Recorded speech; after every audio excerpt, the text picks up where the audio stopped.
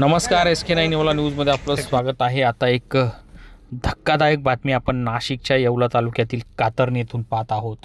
कांद्यावर औषध फवारणी करताना ब्लोअर मशीनच्या पंख्यात महिलेचे केस अडकून भीषण अपघात झाला असून या अपघातात कातरणी येथील तरुण महिला शेतकरी माधुरी दीपक सोनवणे या महिलेचे डोके पंख्यात अडकून महिलेचा जागीच मृत्यू झाला आहे. अत्यंत दुर्दैवी घटना आपण SK9 येवला न्यूजवर पाहत आहोत.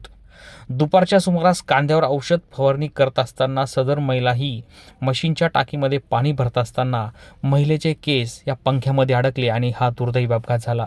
सुरुवातीला घरच्यांनी नातेवाईकांनी या महिलेला मनमाड येथे रुग्णालयात नेले होते. मात्र तेथून या महिलेला पुढील उपचारासाठी व पुढील कारवाईसाठी उपजिल्हा रुग्णालय येवला येथे आणण्यात आले. त्यानंतर येथील डॉक्टरांनी तपासणी करून महिलेला मृत घोषित केले. या घटनेनं परिसरात हळहळ व्यक्त होत असून आता या अल्पभूधारक महिला शेतकऱ्याला शासनानं तिच्या कुटुंबाला मदत करावी अशी अपेक्षा व्यक्त होत आहे. SK9 येवला न्यूजसाठी ब्युरो रिपोर्ट येवला.